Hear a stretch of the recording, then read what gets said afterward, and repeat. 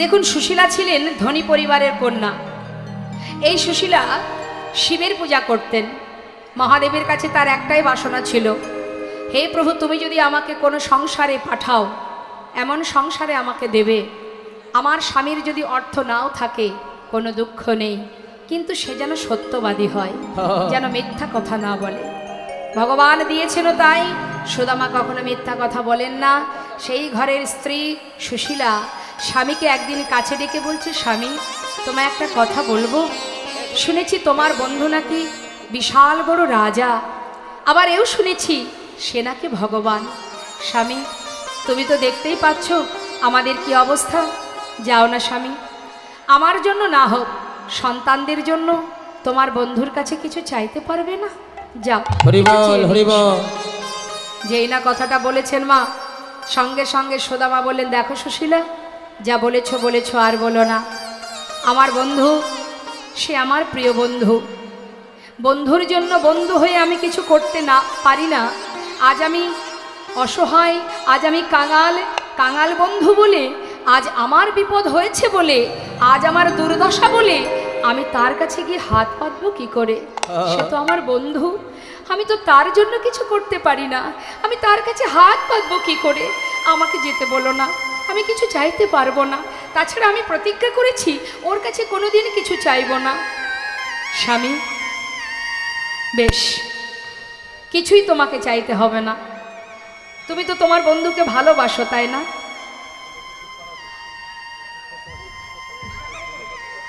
তুমি তো তোমার বন্ধুকে ভালোবাসো, নিশ্চয়ই তোমার বন্ধুকে দেখতেও মন চায়।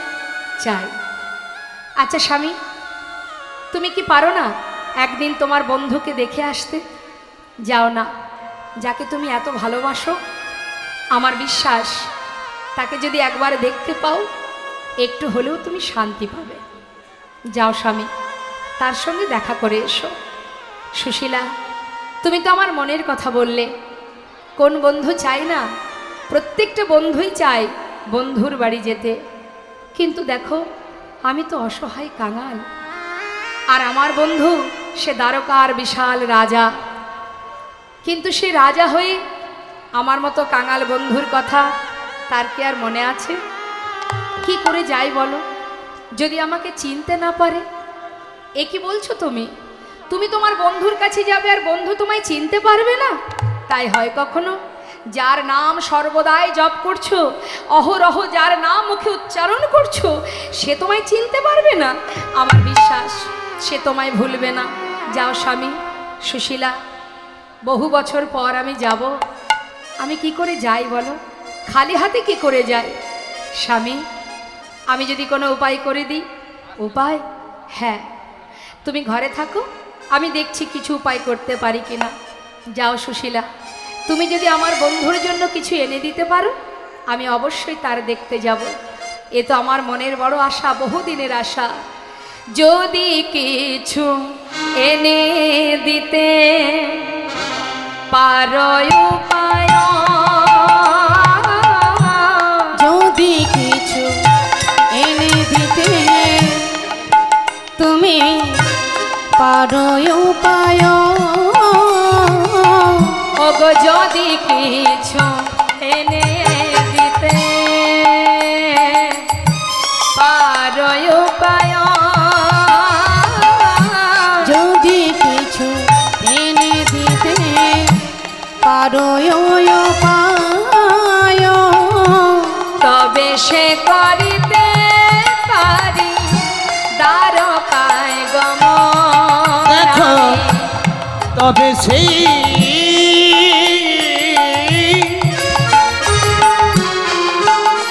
করিতে পারি দ্বারকায় গমন। কিছু এনে দিতে পারবে, কিছু এনে দিতে পারবে কি? আমার প্রাণের বন্ধু কানাইয়ের লাগি কিছু এনে দিতে পারবে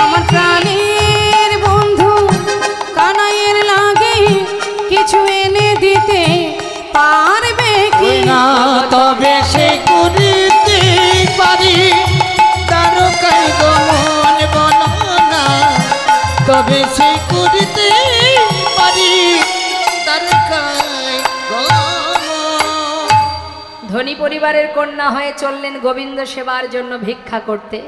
স্বামীকে ঘরে রেখে নিজে আঁচল পেতে জীবের দ্বারে দ্বারে গিয়ে বললেন, ওগো আমায় ভিক্ষা দাও গো নগরবাসী, ভিক্ষা দাও আমায় ভিক্ষা দাও গো নগরবাসী, ভিক্ষা দাও আমায়, আমায় ভিক্ষা দাও গো নগরবাসী, ভিক্ষা দাও আমায়। তোমরা ভিক্ষা দাও গো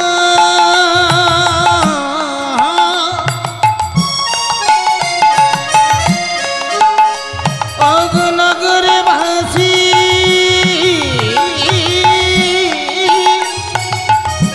ভিক্ষা দাও আমায়। ওমা, যখন ঘরে দরজায় দাঁড়িয়ে আঁচল পেতে বলেছে ভিক্ষা দাও, মুখের উপরে দরজাটা বন্ধ করে দিয়ে বলে, না এ আবার কোথা থেকে উদয় হলো রে? তাই তো, এক এক দিন এক এক নিত্য নতুন ভিখারি, এদের জ্বালায় কি গ্রাম ছেড়ে চলে যেতে হবে? এই যে কে তুমি হে? ভিক্ষা হবে না, অন্য বাড়ি যাও। যাও যাও যাও, অন্য বাড়িতে যাও। তাড়িয়ে দিল। দেখবেন আমাদেরও বাড়িতে যদি ভিখারি আসে, আমরা নানাবিধ অজুহাত দেখাই, হাত খালি নেই, অন্য বাড়ি যাও। হয়তো কেউ বলল, ভর দুপুরে কেন এসেছো? যাও যাও যাও, ভিক্ষা হবে না এখন।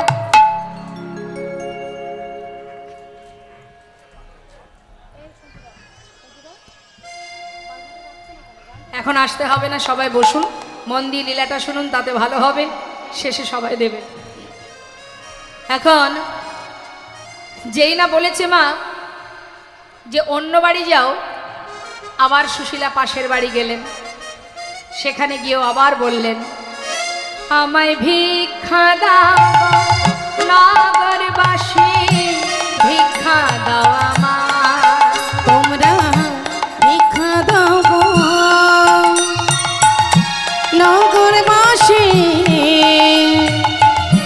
ভিক্ষা দাও আমায়।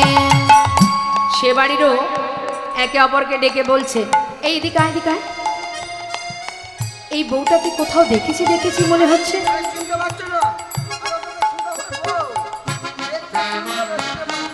ও,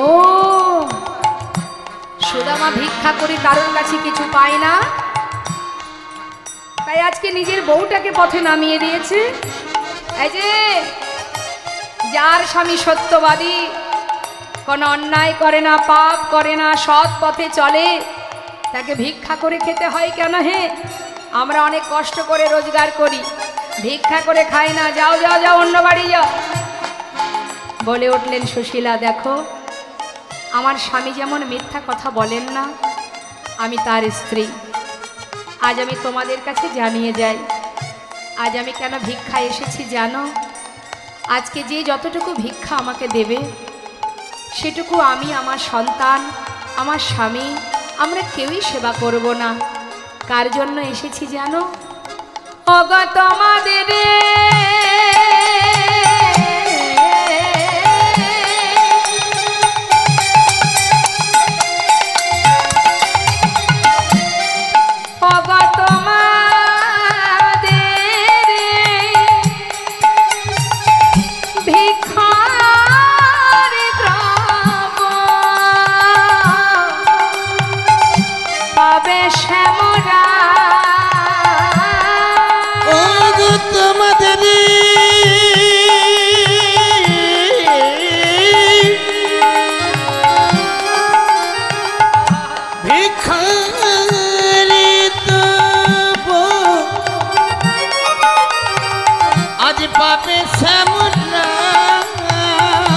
ভিক্ষা দাও আমায়। তোমরা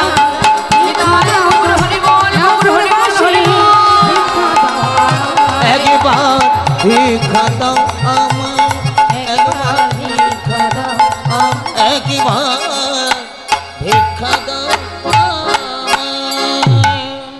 এলাকায় সবাই তো আর এক মনের মানুষ হয় না। যেই না বলেছে তোমাদের ভিক্ষার দ্রব্য পাবে শ্যামরায়, সমস্ত এলাকার ভিতরে যারা কৃষ্ণ ভক্ত তারা মনে মনে ভাবলেন, সত্যি যদি আজকের ভিক্ষা গোবিন্দ সেবায় লেগে যায় আমাদের মানব জনম ধন্য হবে। কয়েক বাড়ি থেকে শুকনো চিড়ে সুদামার স্ত্রীর আঁচলে দিয়ে গেলেন। সেই চিড়েগুলো নিয়ে ঘরে ফিরে মা কি করলেন, স্বামীর হাতে তুলে দিলেন। কিভাবে? নিজের পরনে যে বস্ত্রটি আছে, একটাই বস্ত্র, সেখান থেকে কিছুটা অংশ ছিঁড়ে তার মধ্যে পুটুলি বেঁধে স্বামীর হাতে তুলে দিল। স্বামী যাও, কি আর দেব তোমার বন্ধুর জন্য, এই ভিক্ষাটুকু আজ একটি দানাও আমার সন্তানও খাবে না, আমিও খাবো না। যার জন্য করেছি ভিক্ষা তুমি তার জন্য নিয়ে যাও। সুদামা হৃদয় মাঝে বড় আশা নিয়ে, বুক ভরা আশা নিয়ে চললেন বন্ধুকে দেখতে। মনের মধ্যে এক এক সময় এক এক চিন্তা, আমাকে চিনতে পারবে তো সেই বাল্য বন্ধু আমার? আমি কাঙাল, আমি দিনহীন কাঙাল, দরিদ্র আমি, এমন পাগলের বেশ আমার, আর আমার বন্ধু সে দ্বারকার বিশাল রাজা, সেই রাজহালে থাকে, রাজসুখ যা যে ভোগ করে, সে কি আর কাঙাল বন্ধুর কথা মনে রেখেছে? আবার ভাবে যাই না, দেখেই আসি, ফিরে চলে আসব। একবার ভাবছে যাই, একবার ভাবছে যাব না, দমনা করতে করতে এক পা দুপা করে এগিয়ে যাচ্ছে। পথের মাঝে যাকে পাই তাকেই ডেকে জিজ্ঞাসা করে, বলো না কোন পথে দ্বারকায় যাই, কোন পথে যাব দ্বারকায়? সবাই পথ দেখিয়ে দেয়। আর সেই চিড়ের পুটুলিটা বুকে জড়িয়ে ধরে সারা পথ কাঁদতে কাঁদতে যাচ্ছে আর বলছে, একবার দেখা দে রে ভাই কানাইয়া, দেখা দে একবার দেখা দে রে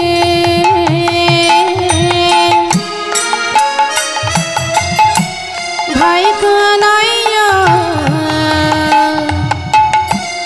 দেখা দে আমায়, দেখা দে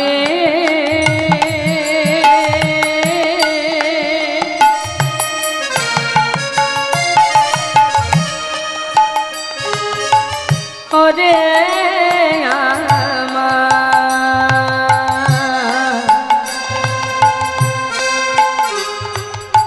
ওরে আমার প্রাণের বন্ধু কানা,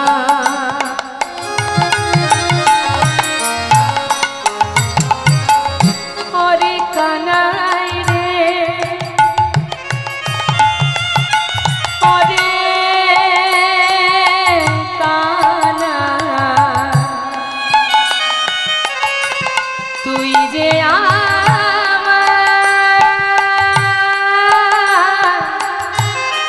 তুই যে আমার প্রাণের বন্ধু কানা,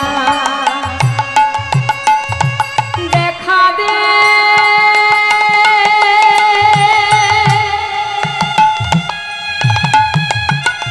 ওরে কানা,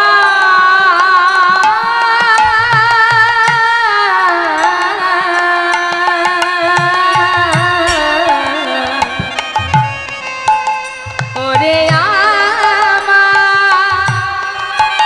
ওরে আমার প্রাণের ভাই, একবার দেখা দে দে দে দে,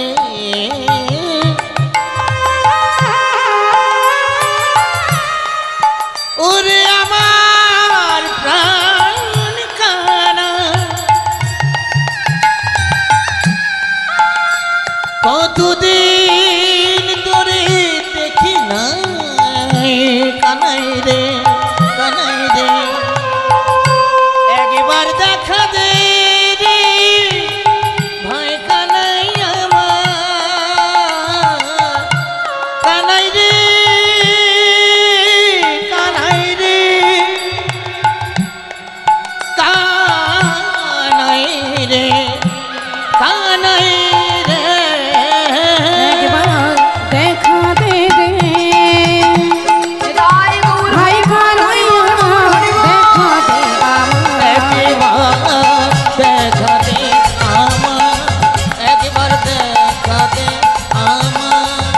একবার দেখা দে আমার ওরে এ জীবনে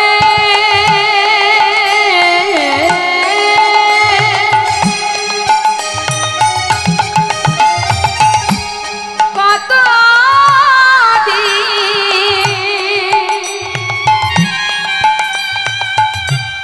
দেখিনি তোমার এ জীবনে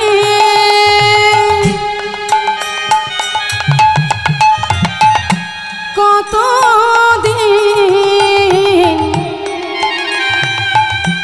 দেখিনি তোমায় দেখা দে আমার একবার দেখা দে রে ভাই কানাইয়া দেখা দে আমার একবার দেখা দে একবার দেখা দে আমার একবার দেখা একবার দেখা দে আমায় দে আমার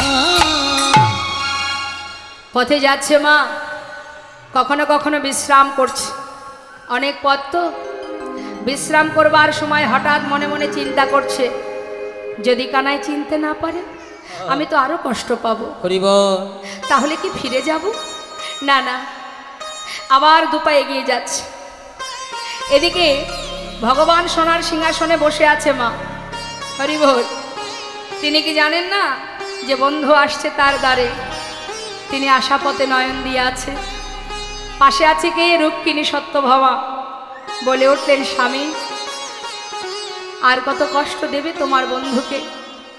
দেখছো না কত পথে হেঁটে আসছে। যাও না, হরিবল এবার তো তুমি কৃপা করে একবার দেখা দাও।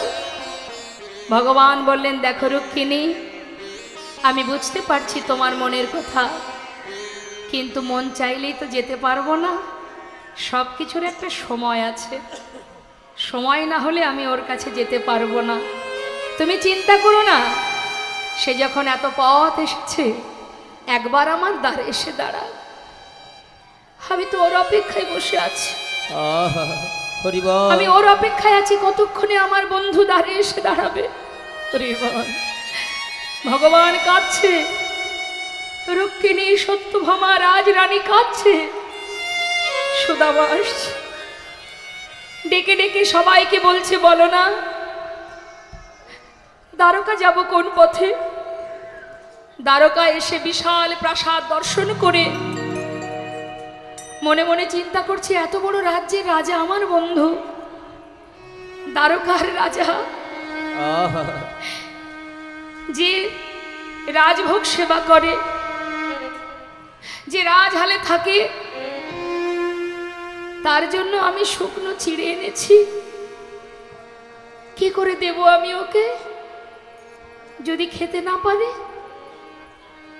যে রাজভোগ খায় তাকে আমি চিড়ে দেব কি করে? না, আমি দিতে পারবো না। রাজা তো, তাই সুদামা সেই ভিক্ষা করা চিড়েটুকু পুটুলিটা নিয়ে নিজের বসনের আঁচলে আড়ালে লুকিয়ে রেখেছে, কানাইকে দেবে না। দ্বারে এসে দাঁড়িয়েছে, দেখছে অনেক প্রহরী অনেক দাঁড়ে দাঁড়িয়ে আছে। জিজ্ঞাসা করছে, দাঁড়ি ভিতরে আমার বন্ধু কানাই আছে? दारी बोले उठलेन, कौन हो तुम, कहाँ से आए हो, तुम्हारा नाम क्या है? আমার নাম সুদামা, আমি বৃন্দাবন থেকে আসছি। একবার বল না, এখানে যে রাজা, এই রাজা কি আমার বন্ধু কানাই? दारी बोले, देखो इधर कोई कानाई वानाई नहीं है, ये जो राजा है ना उसका नाम है कृष्ण। अरे যে কৃষ্ণ সেই তো কানাই, আমাকে ভেতরে যেতে দে, আমি ভেতরে যাই। দ্বারপাল তাকে বারবার ধাক্কা দিয়ে সরিয়ে দিচ্ছে। কোথা থেকে এক কাঙাল ভিখারি, হ্যাঁ, সারা গায়ে নোংরা দুর্গন্ধ, পাগলের বেশ, সে কিনা আমাদের মহারাজের বন্ধু, দূরে তাড়িয়ে দিচ্ছে, বারবার ধাক্কা দিয়ে তাড়িয়ে দিচ্ছে।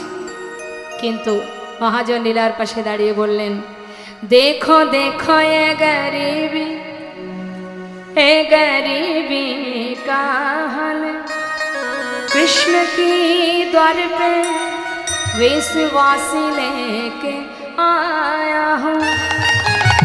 हृदय भरा आशा আজকের বন্ধু নয়, बचपन की यार है मेरा शाम, यही सोच के आस करके आया हूँ। हरिद्वार पालो कन्हैया से कह दो, अरे द्वार पाला उस कन्हैया से कह दो, हरिद्वार पालो कन्हैया से कह दो, ये द्वार पे सुदामा करीब आ गया है, इधर पे सुदामा करीब आ गया है। अरे द्वार पालो कन्हैया से कह दो, अरे द्वार पालो कन्हैया से कह दो कि दर पे सुदामा करीब आ गया है, इधर पे सुदामा करीब आ गया है। भटकते भटकते न जाने कहाँ से, भटकते भटकते ना जाने कहाँ से तुम्हारी महल पे करीब आ गया है, तुम्हारी महल पे करीब आ गया है।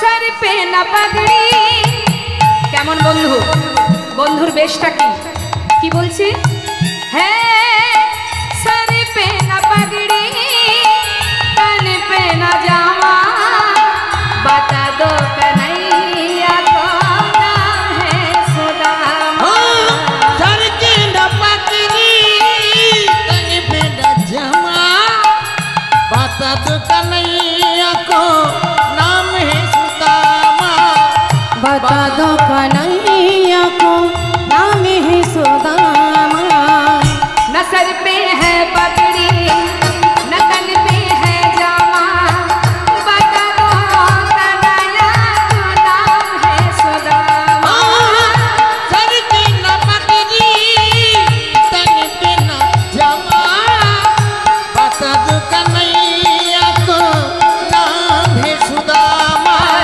बता दो कन्हैया को नाम है सुदामा, एक बार जाते हैं कन्हैया से कह दो, ओ एक बार जाके उस कन्हैया से कह दो, कि द्वार पे सुदामा करीब आ गया है, इधर पे सुदामा करीब आ गया ओ है, इधर पे सुदामा करीब आ गया है, इधर पे सुदामा करीब आ गया है, इधर पे सुदामा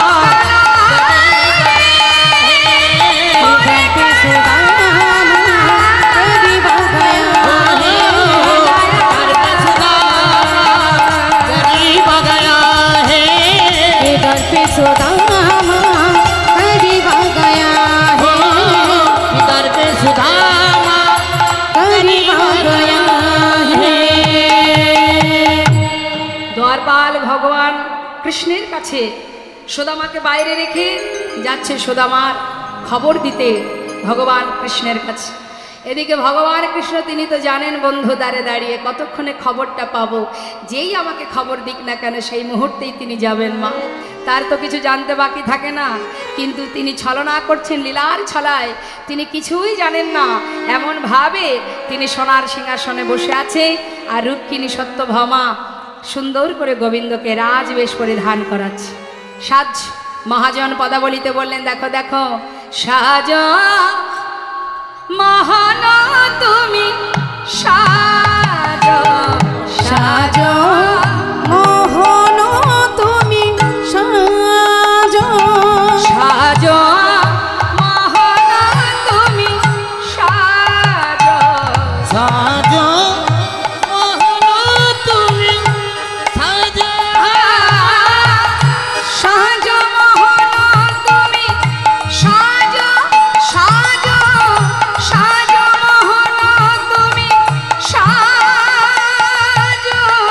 সাজো মোহন তুমি সাজো সাজো মোহন তুমি সাজো সাজো মোহন তুমি সাজো তুমি চির সুন্দর চিরয় অভিলাষী তুমি চির সুন্দর চিরয় বিলাসী তুমি চির সুন্দর চিরয় অভিলাষী তুমি চির সুন্দর চিরয় বিলাসী মাথে শিখি পাখা হাতে লয়ে বাঁশি তুমি চির সুন্দর চিরয় বিলাসী মাতে শিখি পাখা হাতে লয়ে বাঁশি গোকুলের কান্হা ব্রজেতে শ্রীকৃষ্ণ গোকুলের কান্হা ব্রজেতে শ্রীকৃষ্ণ গোকুলের কান্হা ব্রজেতে শ্রীকৃষ্ণ নব নব রূপে তুমি আজ সাজো মোহন তুমি সাজো সাজো মোহন তুমি সাজো সাজো মোহন তুমি সাজো সাজো সাজো মোহন তুমি সাজো সাজো সাজো মোহন তুমি সাজো সাজো মোহন তুমি সাজো সুন্দর করে বাবা গোবিন্দকে সাজাচ্ছে এমন সময় দ্বারপাল এসে উপস্থিত ভিতরে মহারাজ আপনার দ্বারে আপনার এক কাঙাল বন্ধু তার বেশ বিন্যাস দেখে মনে হলো কোথা থেকে এক পাগল এলো কিন্তু সে বলতে চাইলো আপনি নাকি তার প্রিয় বন্ধু মহারাজ আপনাকে যদি আপনার আদেশ থাকে তবে আমি তাকে নিয়ে আসব যেই না বলেছে বললেন তার নাম কি নাম তার সুদামা এইটুকু শুধু শোনার অপেক্ষায় ছিলেন গোবিন্দ যেই বলেছে সুদামা আর কি গোবিন্দ সেখানে আছে রাজবেশ পরিত্যাগ হলো পরা হলো না ছুটতে ছুটতে যাচ্ছে মহাজন পদাবলিতে লিখলেন কনক প্রচঙ্কে কৃষ্ণয়া ছিল বসিয়া কনকে প্রচঙ্কে কৃষ্ণ ছিল বসিয়া ভাইয়া চলিল দেখো সুদামা শুনিয়া ভাইয়া চলিল আজ সুদামা শুনিয়া ভাইয়া চলিল দেখো সুদামা শুনিয়া ধে ধে চলিল ধে ধে চলিল হে হে চলিল সুদামা সুদামা বলে ধে ধে চলিল সুদামা সুদামা বলে ধে ধে ওই চলিল ভাইয়া চলিল দেখো সুদামা শুনিয়া ভাইয়া চলিল আজ সুদামা শুনিয়া সুদামা পাগলের বেশে গোবিন্দ আমার বন্ধুকে দেখবার লাগি আশা নিয়ে ছুটতে ছুটতে যখন কিনা জমিদার রাজার রাজপ্রাসাদের যে সদর দরজা বাইরে এসে দাঁড়িয়ে সুদামাকে পাগলের বেশ দেখে ছুটে গিয়ে বন্ধুকে বুকের মধ্যে জড়িয়ে ধরেছে সুদামা কানাইকে জড়িয়ে ধরে বলছে বন্ধু ভেবেছিলাম তুই আমায় ভুলে গেছিস কিন্তু আজ এবার বুঝলাম যে সুশীলা আমায় মিথ্যা কথা বলেনি সুশীলা যা বলেছে ঠিকই বলেছে তুই আমাকে মনে রেখেছিস কানা আমাকে ভুলে যাসনি কেন ভুলবো তুই না আমার বন্ধু কেমন আছিস বল বল কেমন আছিস জড়িয়ে ধরেছি এতদিন পর মনে পড়লো আমার কথা কেমন আছিস সুদামা সুদামা বলছে কানাই এতদিন আমি ভালো ছিলাম না কিন্তু জানিস আজ তোকে বুকে জড়িয়ে ধরে না হরিবল। আমার জীবনের সব কষ্ট দূর হয়ে গেছে হরিবল হরিবল আমি ভালো আছি আমি অনেক ভালো আছি আরে আমাকে ছেড়ে দে কানাই দেখছিস না সারা গায়ে কত নোংরা লেগে আছে হরিবল তুই তো হরিবল রাজা তোর গায়ে লেগে যাবে গোবিন্দ বলছে, সুদামা, বন্ধুর মধ্যে এ কেমন কথা? যেখানে বন্ধুত্ব আছে সেখানে তো এই ধুলো কাদা নোংরা এসবের তো কোনো পার্থক্য থাকে না। না হয় একটু কাদামাটি লেগে আছে, তাতে সমস্যা কোথায়? কেন তোকে ছাড়বো? এতদিন পরে পেলাম। জড়িয়ে ধরেছে। সুদামা বলছে, কানাই, যে আশা নিয়ে আমি এসেছিলাম সে আশা আমার পূর্ণ হয়ে গেছে। এবার আমি চলে যাই। কোথায় যাবি তুই? এত পথ এলি, তুই আমার সঙ্গে দেখা করতে না করতেই আবার ফিরে যেতে চাস? চল ভিতরে চল। না না, আমি ভিতরে যাব না। ভিতরে কত রাজরানী আছে, তারা কি ভাববে বল? দেখছিস না পাগলের বেশ, নোংরা কাদা দুর্গন্ধ, আমি যেতে পারবো না। হ্যাঁ রে বন্ধু, তুই ভুল ভাবছিস। ওই দেখ, রাজরানীরা বরণডালা হাতে করে সবাই তোর অপেক্ষায় দাঁড়িয়ে আছে। চল ভিতরে চল। সুদামা কিছুতেই যাবে না। জোর করে সুদামাকে ধরে নিয়ে গোবিন্দ ভিতরে গেলেন। যাওয়ার পর রুক্মিণী সত্যভামা সুদামাকে বরণ করে এবার আপন ঘরে নিয়ে গেলেন। নিয়ে যাওয়ার পর তাকে সোনার সিংহাসনে বসালেন। জীবনে কোনোদিন যার কপালে চেয়ার জোটেনি, আজ সে বসেছে ভগবানের সোনার সিংহাসনে। তাহলে ধনী কে বাবা? আমরা ইহজগতের অট্টালিকায় বসে থাকি, তবে কি আমরা ধনী? নাকি যে জন কৃষ্ণ ধনে ধনী, গোবিন্দ ধনে ধনী, সেই জগতের মহা ধনে ধনী? সুদামাকে বসালেন সোনার সিংহাসনে। সুন্দর করে থালা পেতে দিলেন চরণ তলে। চরণ ধৌত করলেন সুদামার। সোনার থালাতে সুদামা দেখো চরণ রাখিল, স্বর্ণ ভিঙ্গারের চরণেতে দিল। দেখো স্বর্ণ ভিঙ্গারের জল সুদামার চরণেতে দিল। আজ মনের আনন্দে চরণ সেবা করে, আজ মনের আনন্দে চরণ সেবা করে, আজ ভক্তির চরণ করে ধরে, আজ মনের আনন্দে সেবা করে। ভক্তের চরণ দুটি করে ধরে মনের আনন্দে সেবা করে। আনন্দ হইল আনন্দ হইল আনন্দ হইল বড় আনন্দ হইল। আহা! সুদামা বলছি, কানাই তুই আমার চরণ, আমার পায়ে হাত দিস না, তুই আমার পায়ে হাত দিস না। গোবিন্দ বললেন, দেখ বন্ধু, তুই তা তোর ভক্তির পরীক্ষায় জয়ী হয়েছিস, তাই তুই তোর কাজ করেছিস, এবার আমাকে আমার কাজ করতে দে, বাধা দিস না। তুই মস্ত বড় পণ্ডিত, তুই বিপ্র, আমার ঘরে বিপ্র এসেছে, আমি তার চরণ সেবা করব না, বাধা দিস না। চরণ সেবা করে এবার সুদামাকে স্নান করিয়ে সুদামার সেবা দিল। কিন্তু চরণ সেবার সময় দেখছে মা চরণ থেকে কত রুধির ঝরে ঝরে পড়ছে।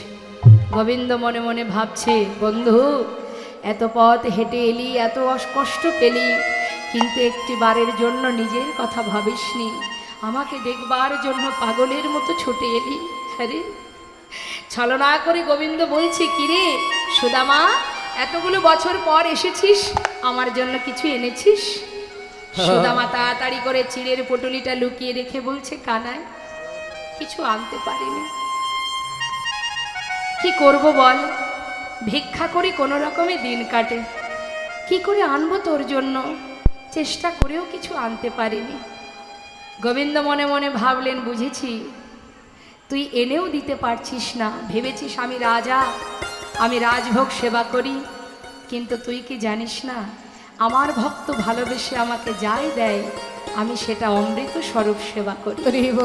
তুই যখন আমায় দিলি না, আমি ঠিক তোর কাছ থেকে খেয়ে নেব। কিভাবে নেব? সুন্দর করে সেবা দিয়ে শয়ন মন্দিরে সুদামাকে শয়নে দিল। হঠাৎ মধ্যরাত, সবাই ঘুমিয়ে আছে মহলে, নির্জন পরিবেশ, নিজের শয্যা পরিত্যাগ করে গোবিন্দ এক পা দুপা করে সুদামার শয়ন মন্দিরে। সুদামা ক্লান্ত শরীর, যেই না ঘুমিয়ে পড়েছে, ধীরে ধীরে তার চরণের পাশে গিয়ে বসলো। নিজের হাত দিয়ে সুদামার চরণ সেবা করছে। অনেক পথ এসেছে বন্ধু, কত কষ্ট হয়েছে। ভক্তের বোঝা ভগবানই বয় বাবা। চরণ সেবা করতে করতে হঠাৎ দেখছে কত কাটা ফুটে আছে চরণ তলে। তাই গোবিন্দ তার সেই ভক্তের চরণে, সুদামার চরণে কাটাগুলো দেখে ধীরে ধীরে নিজের হাত দিয়ে সেই কাটাগুলো পরিষ্কার করছে। আবার লক্ষ্য আছে যাতে বন্ধুর ঘুমটা ভেঙে না যায়। হঠাৎ করে দেখছে কি একটা কাটা কোনোভাবেই নিজের হাত দিয়ে সেটাকে টেনে বের করতে পারছে না, অনেক ভিতরে ঢুকে গেছে। তাই কি করেছে, নিজের বদনটা চরণতলে নিয়ে যেই না নিজের দাঁত দিয়ে সেই কাঁটাটাকে ধরে জোর করে টেনে বের করেছে, সুদামা চমকে উঠেছে। আর চমকে যেই উঠেছে, যেটা লোকানো ছিল চিড়ের পুটুলি, সেটা নিচে পড়ে গেছে। এটাতে কি আছে? সুদামা চমকে উঠে দেখছে কানাই। চিড়ের পুটুলিটা হাতে তুলতে যাবে, সুদামা বলছে কানাই ফিরিয়ে দে, ফিরিয়ে দে, তুই খেতে পারবি না, দে আমায় ফিরিয়ে দে বলছি। কানাই বুঝতে পেরেছে নিশ্চয়ই কিছু এনেছিল। কিরে, আমার জন্য এনেছিস, দিলি না কেন? আবার অন্যায় করেছিস তুই। দেখি তো কি এনেছিস। চিড়ের পুটুলিটা খুলেছি, খুলে দেখছে তার মধ্যে চিড়ে। ও ঠিক করেছিস, ক্ষীরসর ননিমাখন খেতে খেতে আমার কোনো স্বাদ নেই মুখে। আজকে তুই আমার বন্ধু, বুদ্ধি করে আমার জন্য চিড়ে এনেছিস। আজ আমি চিড়েটা খাবো, মুখের স্বাদটা একটু পাল্টাবো। বা বাবা, এই বলে যেই না মুখে দিতে যাবে, দেখছে চিড়েগুলো ভিজে। ভিজলো কি করে? কিরে, বুদ্ধি করে ভিজিয়ে এনেছিস, শুকনো চিড়ে খেতে গেলে হয়তো মুখে ব্যথা লাগবে। সুদামা বলছে কানাই, না রে, আমি তো চিড়ে ভিজিয়ে আনিনি। তাহলে ভিজলো কি করে? জানি না বন্ধু, পথে আসবার সময় আমার মনে হয় এই চিড়ে আমার চোখের জলে চিড়ে ভিজে গিয়েছে।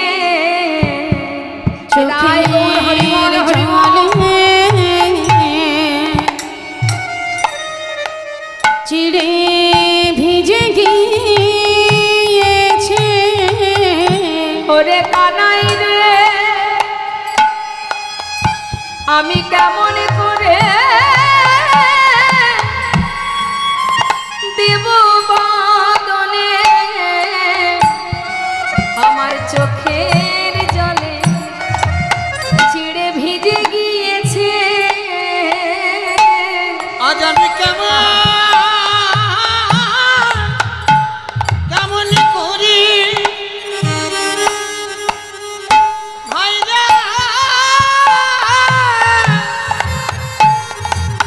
আমি দেব বদনে আমার চোখে জলে চিরে ভিজে গিয়েছে। ভগবান বলেছেন সুদামা, তবে আজ আমি এই রাজসভায় দাঁড়িয়ে প্রতিজ্ঞা করলাম, এই জগতে সবাই আমাকে ক্ষীর ননি মাখনে দেয়, কিন্তু চোখের জলে ভিজানো চিড়ে কেউ দেয় না। তাই আমি তোর সামনে দাঁড়িয়ে প্রতিজ্ঞাবদ্ধ হলাম, আগত কলিযুগে আমি নদিয়ায় গৌর হব। আর কলির জীব যদি সেবা দিতে চায়, জীবের দ্বারে দ্বারে ভিক্ষা করে, যদি মাটির পাত্রে করে আমায় চিড়ে ভোগ দেয়, তবে আমি গ্রহণ করব। এই প্রতিজ্ঞা রইল সুদামা। প্রতিজ্ঞা হয়ে গেল। কি প্রতিজ্ঞা? আগত কলিযুগে আমি নদিয়ায় গৌর হব, আমাকে যদি সেবা দিতে হয় তাহলে দাঁড়ে দাঁড়ে ভিক্ষা করে মাটির মালসাই করে চিড়ে ভোগ দিতে হবে, তবে সেবা করব, না হলে করব না। সুদামার কাছে প্রতিজ্ঞা করলো, যে চিড়ে দিতে তুই দ্বিধা করলি, আগত কলিযুগে আমি সেই চিড়েই সেবা করব। হরিবল হরিবল। তারপর ভগবান সেবা করলেন, চিড়ে সেবা হলো। রুক্মিণী সত্যভামা গোবিন্দের কাছ থেকে নিয়ে তারাও সেই প্রসাদ সেবা করলো। তারপর বেশ কিছুদিনের মধ্যে ভগবান রুক্মিণীকে বললেন, রুক্মিণী তুমি তো স্বয়ং লক্ষ্মী, তোমার কাছে আজ আমার চাওয়া। আমার বন্ধু কাঙাল, কিন্তু তার একটা প্রতিজ্ঞা আছে, জীবনে কোনোদিন কিছু চাইবে না। ও যদি না চায়, তারপরেও যদি যেচে ওকে কিছু দেওয়া হয়, ওকে ছোট করা হয়। তাই আমি তোকে কিছু দিতে পারবো না। তুমি এক কাজ করো, তুমি তো স্বয়ং লক্ষ্মী, তুমি যাও। আজ আমার আশা, তুমি আমার বন্ধুর সমস্ত দুঃখ কষ্ট দূর করে দাও। স্বামী, যদি অনুমতি থাকে আমি অবশ্যই পারব। রুক্মিণী সত্যভামা বিশ্বকর্মাকে স্মরণ করে বিশাল প্রাসাদ তৈরি করে দিলেন। সুদামা কিন্তু জানে না। কিছুদিন গোবিন্দের কাছে থাকলো। বিদায় নেবার সময় গোবিন্দ ছলনা করে বললেন, সুদামা যাওয়ার আগে কিছু বলবি, কিছু চাইবি না, শুধু তোর কাছে একটা বাসনা কানাই, যেভাবে তুই আমাকে ভালোবাসিস, তোর আমার যে বন্ধুত্ব, শুধু তোর কাছে এটাই বাসনা, যেন সঙ্গ ছাড়া করিস না ভাই। হরিবল হরিবল। করিস না ভাই, করিস না ভাই, সঙ্গ ছাড়া করিস না ভাই। জন্মে নয় জন্মে জন্মে সঙ্গ ছাড়া করিস না ভাই। জন্মে নাই জন্মে জন্মে আর কিছু চাই না কানা, ওই সঙ্গ ছাড়া করিস না ভাই। আমি আর তো কিছু চাই না কানাই, সঙ্গ ছাড়া করিস না যেন ভাই। সঙ্গ ছাড়া করিস না ভাই। কানার কাছ থেকে বিদায় নিল। কানাই বলল, যা সুদামা, তোর কোনো কষ্ট থাকবে না। সুদামা বলছে, কানাই এমন কথা কেন বললো? মনে মনে ভাবছে, সে তো জানে আমার অনেক কষ্ট অনেক দুঃখ, তথাপিও এমন কথা কেন বলল। ভাবতে ভাবতে যাচ্ছে, যে গাছতলাতে তার স্ত্রী এবং সন্তান ছিল, সেখানে যাওয়া মাত্রই দেখছে বিশাল প্রাসাদ। সুদামা চিনতে পারছে না যে তার গিন্নি কোথায়। হঠাৎ দেখছে প্রাসাদ থেকে রাজরানীর বেশে তার স্ত্রী সুশীলা বরণডালা হাতে করে নিয়ে নিচে নেমে আসছে। এক দৃষ্টিতে তাকিয়ে আছে, চিনতে পারছে না নিজের স্ত্রীকে। সুশীলা বললেন, স্বামী তুমি কিছু না চাইলে কি হবে, তোমার বন্ধু তোমাকে সর্বসুখে সুখী করেছে। স্বামী তুমি ভিতরে এসো। সুদামাকে নিয়ে ভিতরে প্রবেশ করলেন। ভিতরে নিয়ে গিয়ে এবার দুজনে গোবিন্দ সেবায় রত হলেন। লীলা থেকে আমাদের মূল বিষয় এটা আমাদের জানতে হবে, মা, ভগবানের কাছে কিছু চাইতে নেই, না চাইতেই সব পাওয়া যায়, যদি তার প্রতি আমাদের নির্ভরশীলতা থাকে, যদি ভরসা থাকে। শাস্ত্রে বললেন, ভাবছো বসে চলবে কিসে, তুমি ভাববার কে, যার ভাবনা সেই ভাবে, তুমি ভাবো তা। জয় গুরু হরিবল। হরিবল হরিবল। দুজনে একসঙ্গে গোবিন্দ সেবায় রত হলেন। দুজনে গোবিন্দ সেবা করছেন, আমরাও সবাই দর্শন করব। রাধে কৃষ্ণ গোবিন্দ গোপাল রাধার মন হরি হরি হরি বল। রাধে কৃষ্ণ গোবিন্দ গোপাল বল বল, রাধার মন হরি হরি হরি বল। আর গিরি ধারিব গোবর্ধন ধারিব, আর গিরি ধারি বল, গোবর্ধন ধারি বল। আর রাধার মন হরি কৃষ্ণ কৃষ্ণ আর রাধার মন হরি কৃষ্ণ কৃষ্ণ বল। আর তুমি রাধা না জগতের না, তুমি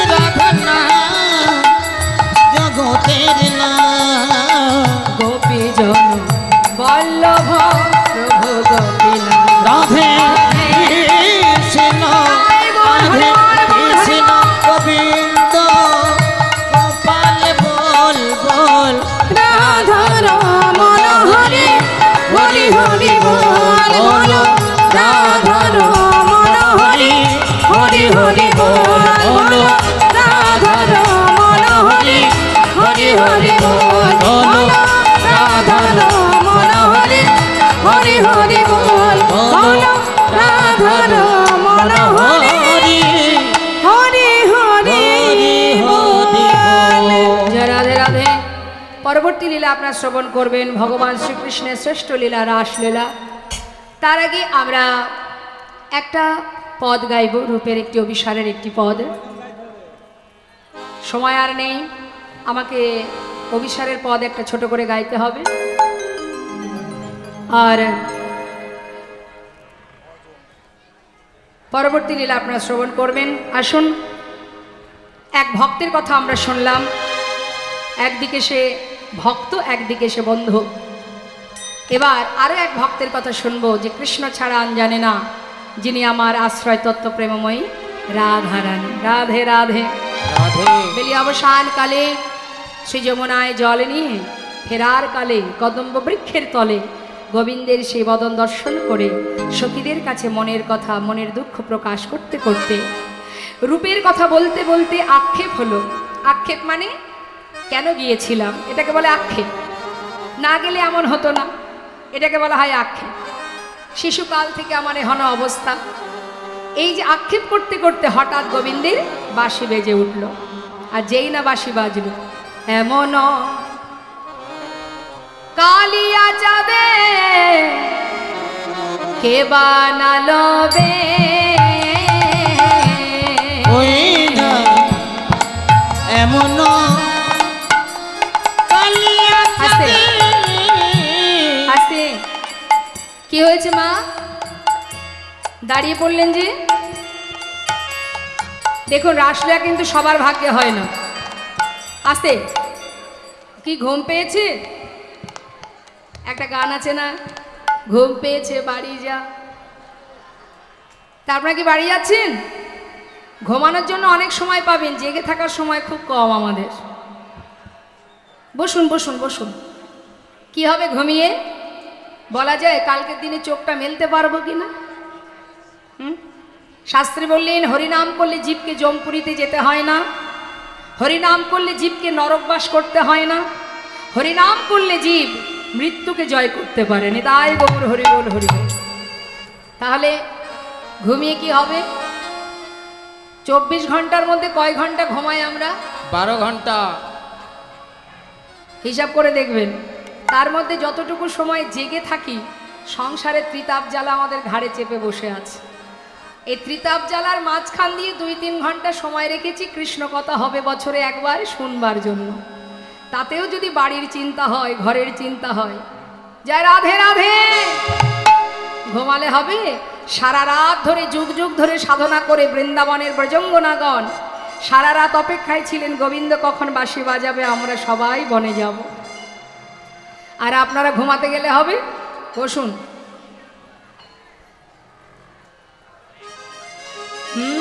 চারটে ভজন, ওই যে এসে গেছে দল।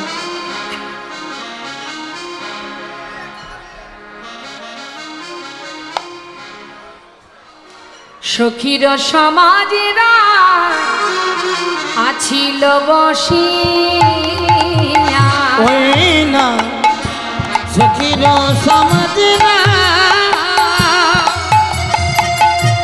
আছিল বসি।